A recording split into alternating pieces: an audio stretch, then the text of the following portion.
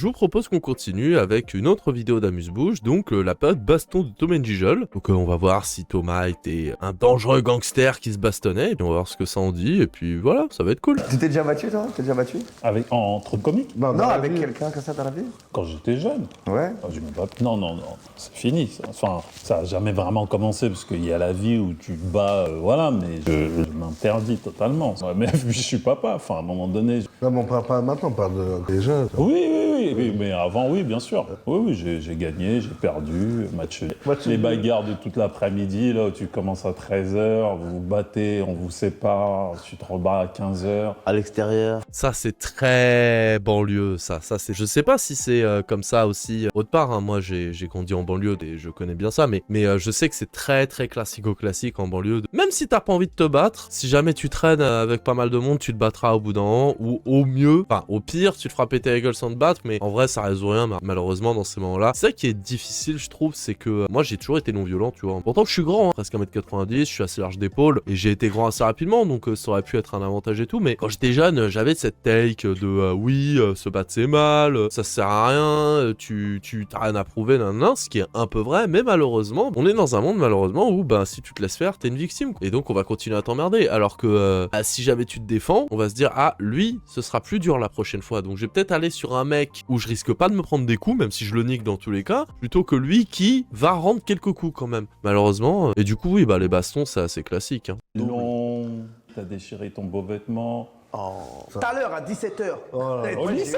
Et t'as descend. Oh là là. Moi, j'ai eu une phase au collège. Va faire de l'art plastique quand tu sais que tu vas te battre dans 2 heures. Au lycée, vous vous battiez encore? Au lycée, à Champigny. Va ne pas dépasser.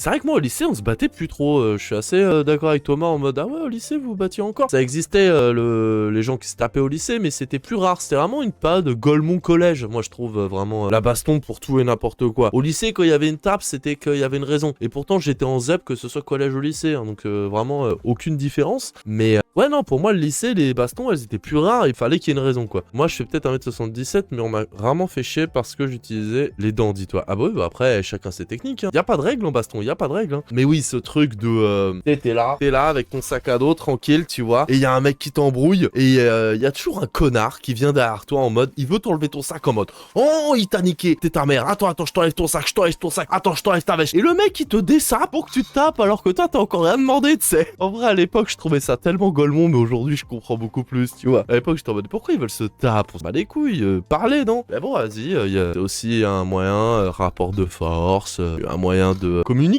aussi, hein. Moi j'ai des potes, ils étaient en mode je le vois avec un mec, et vous êtes rencontrés comment, bah c'est simple, on s'étape, genre énorme baston, bourre-pif, tout ça, nanana, et après une fois que c'est fini, vas-y, je te paye une clope, tu t'es bien battu enculé, ah ouais merci toi aussi, et la prochaine fois je te défonce, ça c'est moi qui te défonce, c'est pas tout le temps mais ça arrive en vrai, hein. Mais non mais toutes les embrouilles de merde en mode oh il a dit ta mère la pute, oh il a dit qu'il pouvait te taper avec un seul bras, oh victime. Tous ces trucs du collège, c'est tellement marrant avec le recul. Ah, putain, mais c'est quoi votre vie, là?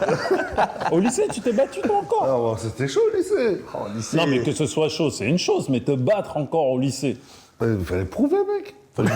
Mais les gars, C'est ça que je disais tout à l'heure, c'est que fallait prouver, mais j'ai l'impression que nous au lycée, en tout cas mon lycée à moi, il y avait beaucoup moins besoin de prouver, c'était plus flemme. Maintenant c'est bon là, les petits nanana de faut prouver, ouais faut prouver, mais t'es pas obligé de prouver que par la baston, en tout cas par chez moi. Ouais au collège je me rappelle ce genre de conneries avec les bruitages de bouche, et évidemment le truc du victime, enfin tellement de trucs comme ça, mais ouais non mais il y avait beaucoup de ce truc de fallait prouver, et moi c'est vraiment ma chance je trouve, c'est que j'ai des potes qui ont fait ZEP comme moi, j'ai des potes qui ont fait une scolarité école publique mais classique tu vois, vraiment basique de chez basique, et j'en ai qui ont fait des écoles privées. Je connais des gens qui ont fait des écoles privées, que ce soit la petite école privée de campagne un peu riche mais pas non plus tant que ça tu vois, ou alors je connais même un mec qui a fait Stanislas, ça l'a vraiment dégoûté, ça l'a détruit, hein. Mais c'est intéressant parce que chez les bourgeois il y a beaucoup plus ce truc de rapport de force mais par rapport social. Tu vois, genre, moi, mon papa, il est ministre. Ouais, bah moi, mon papa, c'est Bernard Arnault. je caricature, mais tu vois l'idée. Il y a ce truc de rapport de force intellectuel, oui, genre j'ai plus de culture que toi aussi, mais aussi beaucoup social. Par contre, quand t'es en ZEP, quand t'es en banlieue, quand t'es dans des milieux très prolétaires, je parle pas de certains que je connais pas, tu vois, mais en tout cas, je parle par chez moi, il y a ce côté de le rapport de force, il va être physique. Parce que, les ouvriers, les prolos, les fils d'immigrés, etc., il y a ce délire de, on va pas pouvoir se battre intellectuellement parce que, on sait que on n'a pas le même bagage, les parents, ils parlent pas forcément bien français, ou même quand ils parlent bien français, hein, ça peut être les prolos de campagne, même s'ils parlent bien français, les parents, les auteurs, Voltaire, Rousseau, tout ça, ils connaissent pas trop, tu vois. Moi, je me rappelle, Mantes-la-Jolie, il y a un quartier du Val-Forêt qui s'appelle Mozart, et je me rappelle un mec, cours de musique, qui était en mode, ah ouais, Mozart, c'est le quartier à côté, c'est pas que ça. Il y a un mec qui s'appelait comme ça à l'époque. Ah ouais, il était pas au courant que Mozart, c'était d'abord un musicien, tu vois. Mais d'un côté, je dis pas qu'il est con, je dis juste que c'est normal, en fait, quand t'as pas eu cette culture tous les jours. Moi, j'ai eu de la chance que, même si j'ai pas eu un statut social très élevé en termes monétaires, genre mes parents, ils étaient pas riches, loin de là, hein. Mon père faisait les 3-8, ma mère fonctionnaire en classique, tu vois, elle gagnait pas mal, mais elle gagnait pas bien, tu vois, pendant longtemps, c'était moins de 2000 balles, célibataire 2 enfants, tu t'en sors, mais t'es pas non plus en mode wouhou, tu vois. Mais on a eu la chance, par contre, d'avoir un bon bagage intellectuel, parce que, ma grand-mère était prof, parce que c'était quelque chose d'important pour chez nous, dans ma famille, hein, le truc de, quand on était petit, on allait à la galerie de l'Évolution, des trucs comme ça, et le fait d'habiter plus ou moins près de Paris, ça joue aussi pour ce genre de choses. Mais quand tes parents, ils ont ni le temps, ni l'argent, ni les envies ou les capacités culturelles, parce que c'est pas forcément leur culture, c'est pas forcément tout ça, que ce soit l'immigration ou pas, hein, attention, encore une fois, ça fait que tu peux pas faire de baston sur tes capacités culturelles, parce que tu sais que t'es pas forcément le meilleur, et même personne n'est très bon à ce niveau-là dans ton entourage. Pareil pour le social, donc qu'est-ce qui te reste? Les bras. On revient à la fierté de l'ouvrier made in URSS, avec l'ouvrier qui est fier de son corps, qui est fier de son travail, etc. Et c'est un peu le même délire finalement. Et c'est pour ça que que ce soit le harcèlement, que ce soit les bastons, que ce soit les confrontations, elles sont beaucoup plus physiques en ZEP, dans certains quartiers prolétaires, etc., que dans les écoles beaucoup plus bourgeoises, ou en tout cas avec un minimum de thunes et de culture, parce que là, ça va être des confrontations beaucoup plus culturelles et psychologiques, tu vois. Moi, je sais que quand je me faisais harceler, c'était en mode, on va te tabasser à la fin de la journée. J'ai des potes, ils m'ont raconté, en école privée, c'était beaucoup plus du harcèlement moral, tu vois. Je dis pas qu'il y en a un qui est mieux que l'autre, etc., tu vois, mais c'est juste, c'est pas le même délire. Il y a ce qu'on appelle le charisme et le regard. Tu me bluffes. Et les nonnes. C'est ça. Ah ouais, putain, moi j'ai pas besoin de me battre au lycée. Hein. Il y avait juste besoin de faire le bon regard, la bonne réplique, et puis les 2 bons éléments derrière qui regardent comme ça, c'est bon. Moi, au lycée, j'avais beaucoup ce truc de... on me prenait pour un fou. On me prenait pour un fou parce que j'étais cheveux longs, pull Slipknot, habillé tout en noir et tout. Donc, il y avait beaucoup de gens qui croyaient que j'étais un malade, gothique, qui se scarifiait. Mais c'est vrai que moi, j'ai pas eu à me battre au lycée à cause ou grâce à ça. Et au fait aussi que j'étais l'un des rares à aller contre l'une des profs. Personne n'aimait, même les profs l'aimaient pas, mais bref. Mais moi, je pense que ça dépend des lycées, ça dépend de pas mal de choses en vrai. Hein. Si au lycée, tu dois continuer à devoir te battre ou pas, je sais que mon meilleur ami, lui, c'était le cas. Vous savez pas parler. Moi, j'avais pas le physique du baccarat, hein. Il fallait que je bluffe, j'invente d'autres choses. Non, mais c'est ça, moi aussi j'ai fait ça. T'étais dans un engrenage. Moi, je sais où j'étais au lycée. Oui, oui, les engrenages, c'est tellement vrai. Des fois, ça part d'un truc tout con, hein, ça va très vite. C'est un délire. Non, mais je t'explique. Là, moi, j'étais au lycée à Champigny. Le lycée où j'étais, il y avait plusieurs villes, plusieurs quartiers. Quel lycée?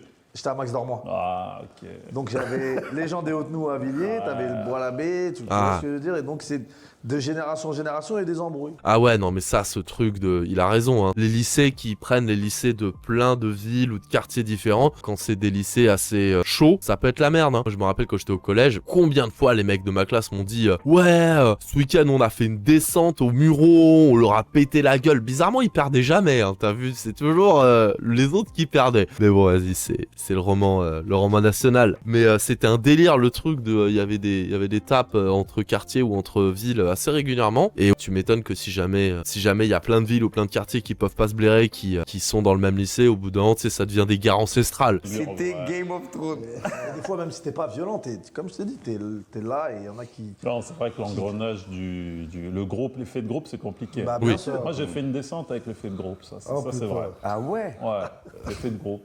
Mais moi j'en ai plein des potes hein, qui sont allés en descente à cause de l'effet de groupe. Moi j'ai jamais fait, j'ai toujours été à part, j'ai toujours été en mode ça m'intéresse pas vos conneries. Ce qui m'a valu des emmerdes aussi, attention, hein, parce que sur le papier c'est facile de dire non moi je me tape pas, moi je vais pas en descente, moi je traîne pas au quartier parce que nanana et tout. Ouais, sauf que bah, du coup t'es marginalisé, surtout dans un lycée ou surtout dans un collège où c'est la norme, et du coup tu parais comme un peu faible. Mais bon c'est un choix, c'est une strat, aucune des données mauvaises, tu vois, genre il y en a un où t'essaies de t'adapter, il y en a un où t'essaies de te préserver, il y a des bons et des mauvais côtés dans les deux cas. Et ça m'étonne pas qu'il se soit fait engranger pour une descente. Moi ça m'est déjà arrivé de me faire engranger pour me taper avec un mec alors qu'à la base j'avais même pas envie. Au bout d'un moment tu te retrouves dedans. Tu sais à la base tu parles avec ton pote, tu clignes des yeux, 10 minutes plus tard, il y a un cercle autour de toi, t'es comme as, et il y a un mec en face qui est comme as aussi, vous savez pas pourquoi vous êtes là, c'est juste qu'il faut y aller quoi. Noël, je me rappelle comme si. Noël. Il y a des embrouilles à Noël. Noël? Soir du réveillon. On frappe chez moi, j'ouvre. Ouais, Thomas, on fait une descente, machin. Et joyeux Noël! Une descente le jour de Noël, putain! Oh là là. Pendant ce temps, ma mère, elle fait à manger et tout. Bizarre. C'est Noël. L'effet de groupe fait que tu mets ta veste. Mais tu dis, c'est Noël. Qu'est-ce que je descends. Ouais, machin, ouais. C'est quand même Noël. Je dis, mais c'est Noël, les gars, quand même. Comment on peut aller dans une cité Oh là là, et tu marches, et j'y crois pas. J'ai une boule au ventre.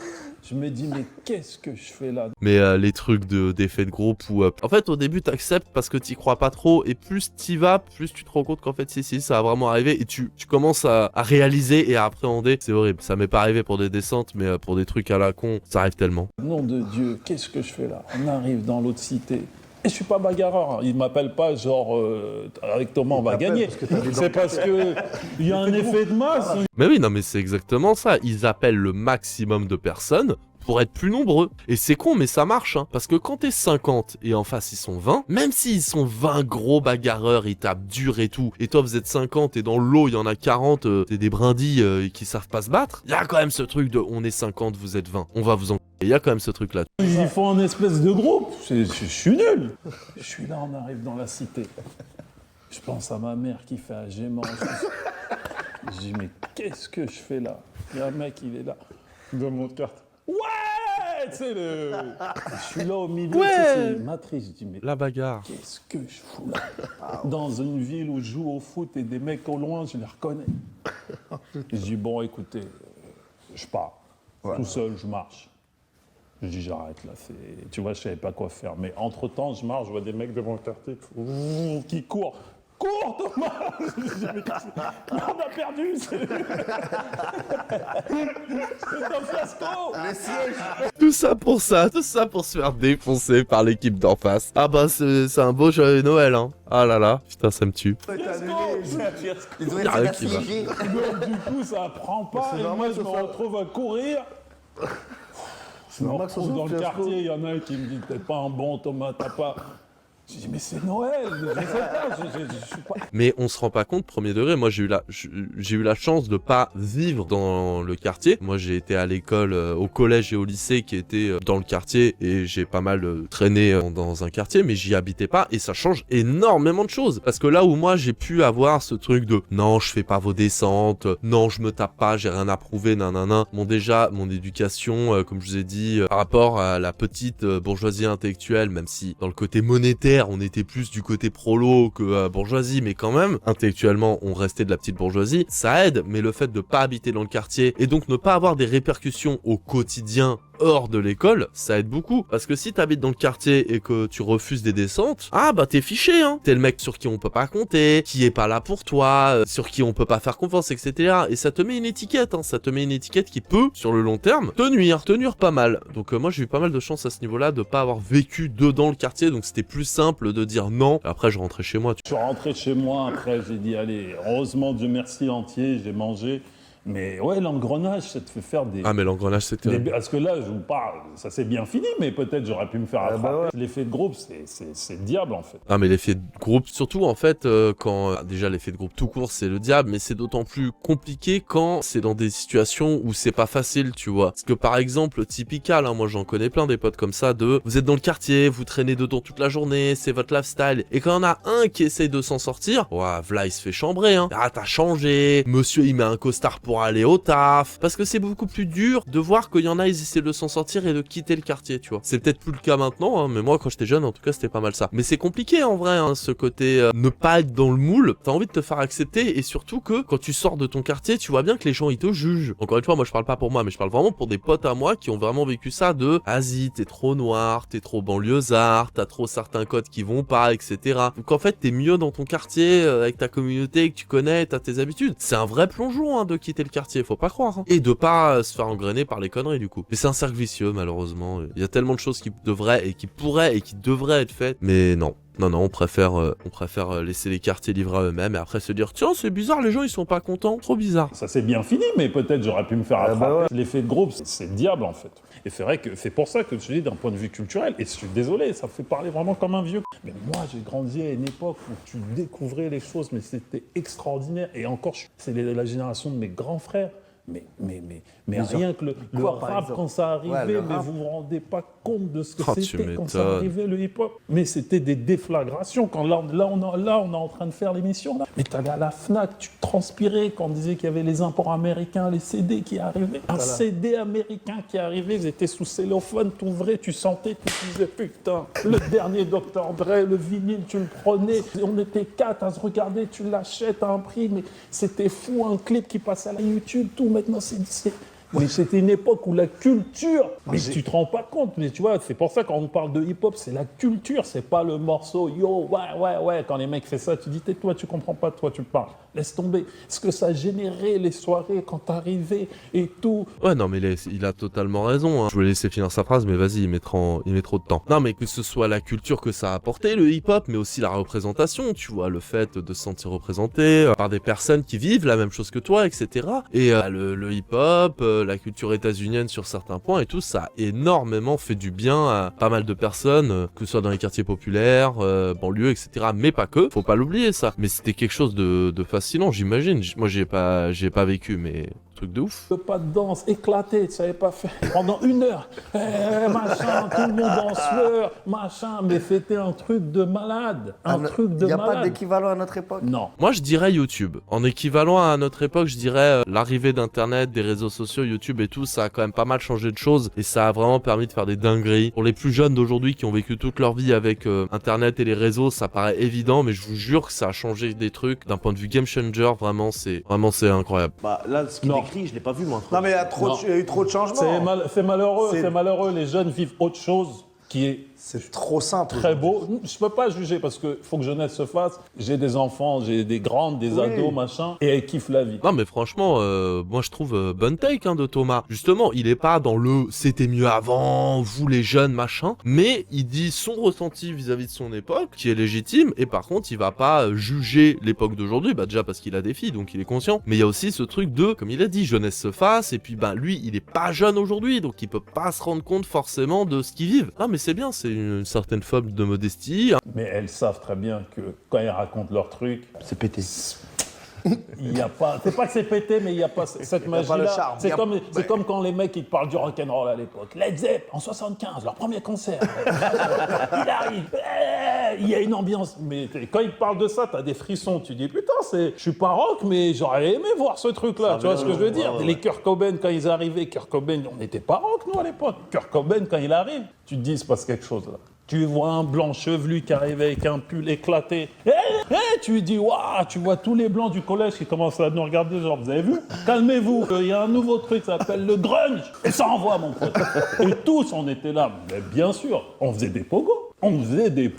Mais tu crois quoi? Tu crois qu'on était là encore? On a dit, quand Nirvana est arrivé, j'étais au collège, mon pote, on était là, yeah. Mais parce qu'il se passait quelque chose. Il y a peut-être trop de trucs. Il y a beaucoup, oui. Ah, il y a énormément. Et ils ont raison sur le truc de le grunge, tout ça. Mais c'est vrai qu'il y a des artistes, quand ils arrivent, ils sont vraiment game changer, que ce soit dans le rap, dans le rock. Hein. Ça peut être un Tupac, ça peut être un Kurt Cobain, un Elvis Presley, ça peut être un Dr. Dre, ça peut être Jay-Z, qui tu veux. Mais il y en a, quand ils arrivent, ils changent le truc. Et c'est incroyable. Après, le fait qu'il y ait trop de trucs, je pense que c'est pas si grave qu'il y ait plein de trucs, parce qu'il y avait énormément de trucs avant, et pourtant, les gens écoutaient pas tout. Mais je pense que surtout qu'aujourd'hui, tout est devenu beaucoup plus facilement périmable très vite, tu vois. Genre un film vient à peine de sortir, une semaine plus tard, c'est plus le sujet. Genre on va limite parler d'un truc avant qu'il sorte qu'à sa sortie, c'est une dinguerie ça. Aujourd'hui, la musique, il y a trop de choix, c'est trop facile d'accès. Avant, tu voulais écouter un album, moi je me rappelle, j'allais à Continent, c'était même pas Carrefour. J'allais à Continent, et ils avaient des espèces de stands avec des CD, t'écoutais. Ça c'était trop bien, mais il y avait que des artistes que j'aimais pas. C'était très rare des artistes que j'aimais bien pour les trucs de CD où t'écoutais. C'était de la variétoche pourrie ou de temps en temps un truc vite fait, mais vas-y. Mais après, moi je pense que le problème c'est pas qu'il y ait trop de trucs aujourd'hui, c'est qu'effectivement on ne prend pas le temps d'écouter un album en entier, d'avoir une deuxième écoute, de digérer ce qu'on écoute aussi, ça c'est important. Et c'est pas que pour la musique, hein. Tu le vois, moi je connais tellement de gens, les séries télé, ils les binge watch,